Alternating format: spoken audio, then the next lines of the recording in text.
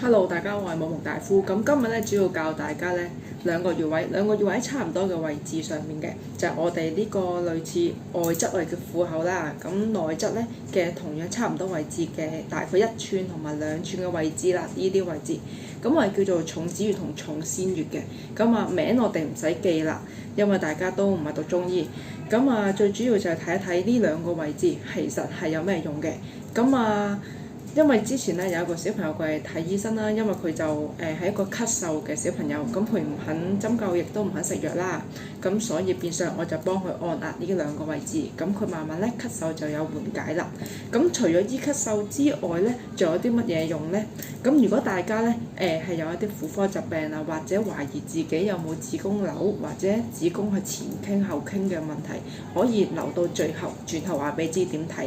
咁先講講咧按壓呢兩個穴位咧有咩用？咁如果係肺炎啦，唔係講我哋而家嘅新冠肺炎，係講緊我哋而家嘅呢個普通肺炎啦。咁又或者係咳嗽啦，咁然後我哋成身個背脊、肩頸、背痛啦，又或者係感冒，我哋按呢兩個穴位都同樣係有效嘅。咁另外啦，有一啲新嘅一啲治療方法咧，都係可以透過呢兩個穴位去治療嘅，例如瞓捩頸。係啦，咁除咗瞓捩頸啦，同肺有關，例如支氣管炎啊、哮喘啊呢啲都有幫助嘅。好，咁有啲人咧咳唔到啲痰出嚟，撳呢兩個位同樣都會有幫助。OK， 咁就基本上咧呢兩個穴位咧可以係咁樣用啦。咁頭先就講到啦。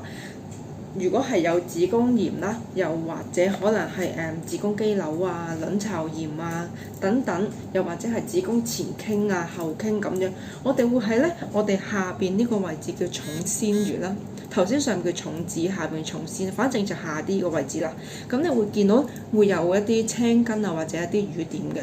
咁如果不幸地真係出現咗一啲瘀點，咁可能平時月經上面都有少少唔正常嘅啦。咁大家不妨咧可能要去 check 一 check， 因為你好大機會咧係患有呢一個可能子宮肌瘤啦、子宮炎啦，又或者係子宮有問題啦，可能後傾啊唔同嘅問題。反正呢個位置出現咧就有好大機會有呢個問題啦。好，咁今日咧呢個穴位就先教到咁多先。咁如果大家有以上嘅問題，都不妨可以試下按呢兩個穴位去幫助自己去醫病啦。咁亦都去學下觀察啦，如果女性嘅話，多啲留意住，因為而家其實子宮肌瘤啊呢啲基本上子宮發炎啊都係成日常見嘅，咁大家都可以當係一個小保健同埋小認識啦。好，咁今集內容就嚟到呢度，咁如果大家有啲咩問題都想問，歡迎大家喺下邊留言俾我啦，又或者可以喺 IG 問我都 OK 冇問題嘅。好，咁今集內容嚟到呢度，下集再見，拜拜。咦，仲睇嗰個影片啊？咁如果係咁嘅話，咁不如大家順便就留言啦，又或者可以 like 一下啦，又或者可以 subscribe 一下我嘅頻道啦。